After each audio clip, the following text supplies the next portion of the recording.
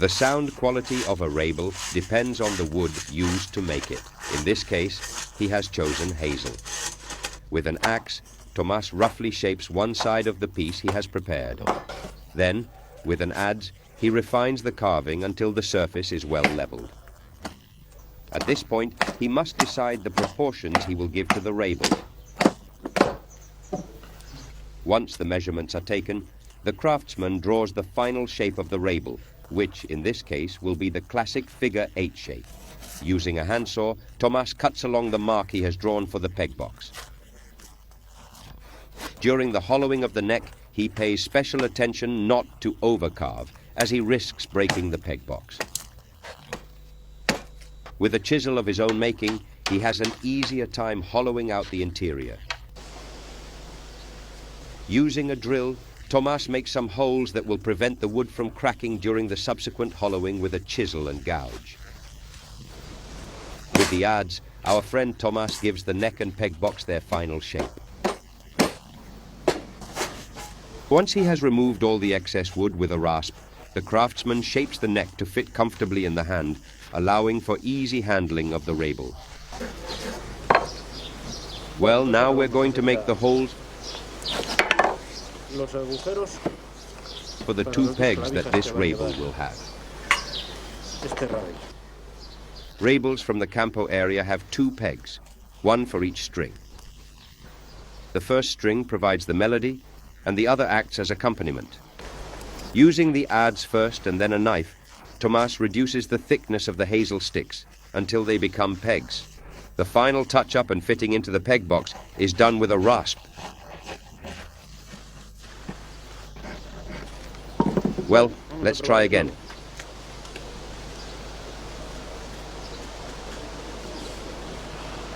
This one might work. This one fits well enough. From the same hazel wood used for the pegs, Tomas cuts a 45-centimeter piece to carve the bow. Rabels have been musical instruments that peasants made themselves using an adze. Now we're making a hole at the end of what will be the bow to attach the horsehair. Now, once the holes for the horsehair and the tensioning peg are drilled, Tomas must thin and give a slight curve to the bow, first with the adze and then with the knife. Let's get the knife.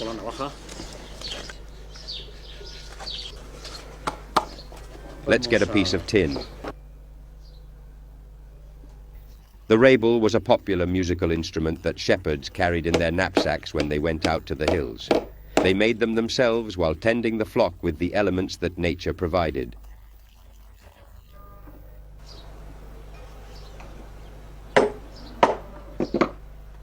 To attach the top to the Rabel, Tomas prepares the holes with an awl and then nails the tin with small nails used to mend wooden shoes.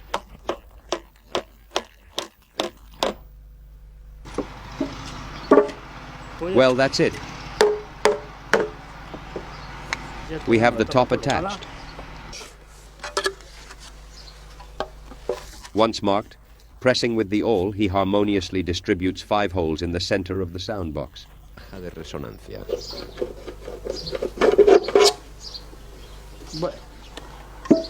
We have already made the ears of the Rabel. And then we proceed patiently to trim the excess tin.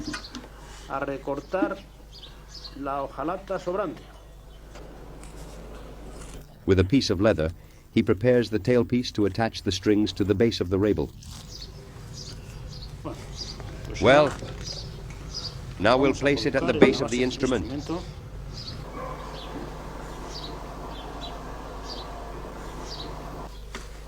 This is done. The saddle is a piece of copper located at the junction of the neck and peg box that prevents the strings from directly rubbing against the instrument. In the past, Rabel strings were made from horsehair or the gut of cats or pigs. Tomas has replaced these materials with steel wires from bicycle brake cables. From the same hazel wood used for the bow and pegs, Tomás carves the bridge that will separate the strings from the tin. The bridge is placed under the holes. If the proportions are a bit off, it needs to be moved up or down so that the sound is pleasant when played. Then he prepares some horsetail hairs. They must specifically be from a horse and not a mare, because the latter, when wetting their tails with urine, reduce the hair's strength. Well, now we tie some knots at this end, so it doesn't slip. Now we determine the length to tie it at the other end.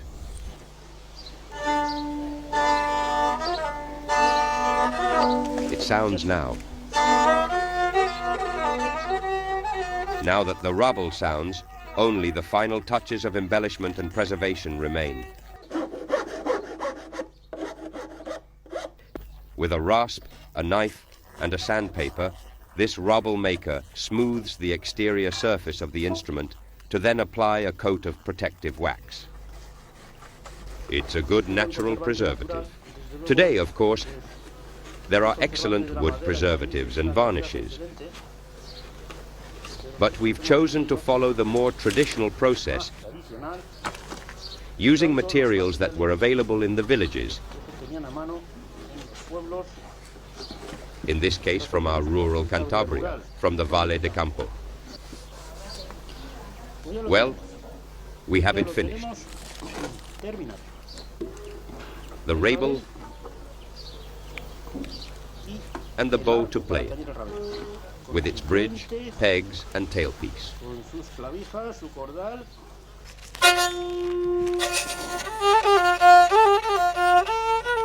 All rabels are different, either because of their shapes, the various types of wood used, or the unique decorations each shepherd and player added to give their work personality. Tomás Macho, as a researcher, builder and player, has a varied collection of rabels made by himself.